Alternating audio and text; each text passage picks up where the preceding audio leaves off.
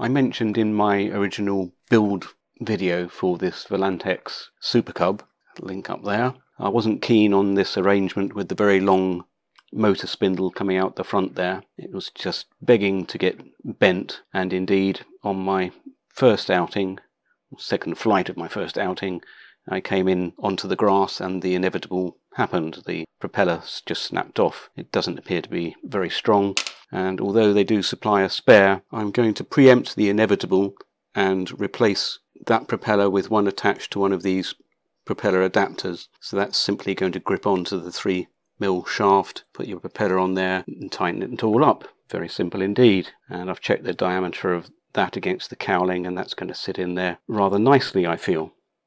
The challenge then is how we're going to cut this, and to do it as neatly as possible. My weapon of choice is going to be the Dremel with one of these fibre cutting wheels on it. There are those ceramic style ones, but they have a tendency to shatter. I'm not sure if it's just that I'm heavy-handed, but I feel that this is a better way to go. Safety squints on. Those of a nervous disposition, look away now.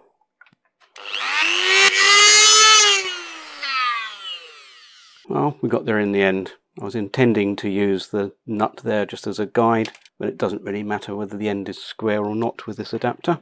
Let's see how she fits.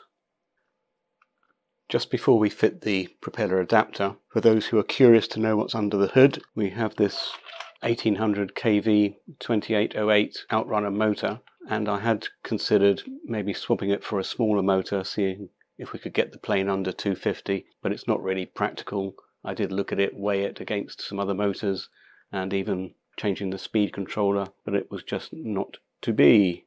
It's just a little bit of metal, sharp metal hanging off the end there, so I'm just going to file that off. Smooth enough, that will fit on there, no problem. Let's replace the cowl. The propeller I'm going to use is this Windsor 6x4. That should give us sufficient oomph, so I'll pop that on there.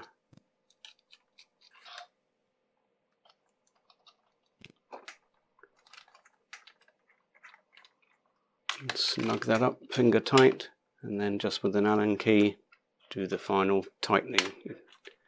You don't have to over egg that, and obviously making sure that the lettering there is to the front. Well, I don't know about you, but I think that looks much nicer on there. Definitely a sporty Cub now. Let's just give it a quick thrust check.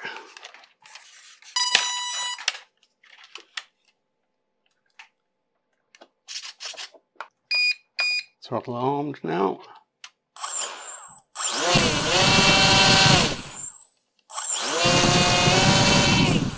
Yes, plenty of power there. I think that's going to get off the deck without any problem at all. I'll have to wait till tomorrow for a proper flying test. One of the other mods that I'll do in the future is to bind it to the multi-protocol module in my Tyrannus. It will give me many more features than I can use on this basic transmitter.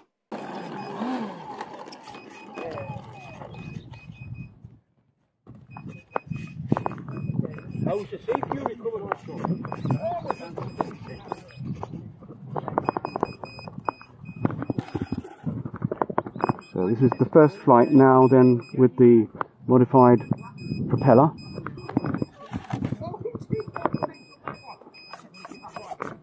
We're in the mid-rates mode.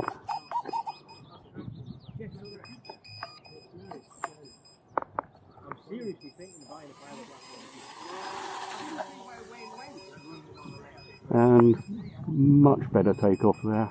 That's prop? Yeah, it's a better prop for sure. You put a prop adapter on the front as well? Yeah, I cut down the long shaft. Yeah. I didn't like that because it was just waiting to get bent. What's it like? Sorry? Okay.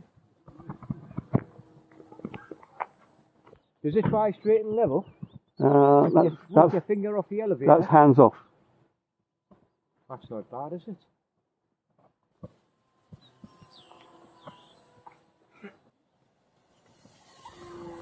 You hear the gyros switching in. Yeah, it does, doesn't it?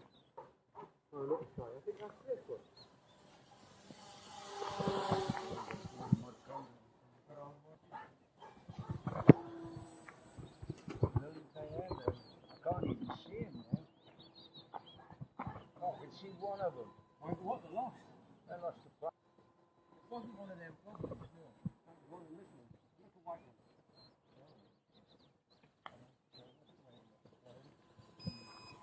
Oh, Wingspan. Yeah. Looking at Fuji will probably didn't take it too much.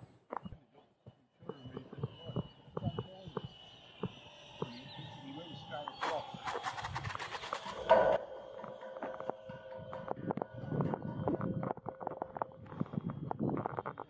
A very successful flight then, in my opinion. The new propeller works as well, if not better, than the previous one. I didn't notice the issue that I had before with the elevator. It was probably me just getting used to the plane. Thanks for watching.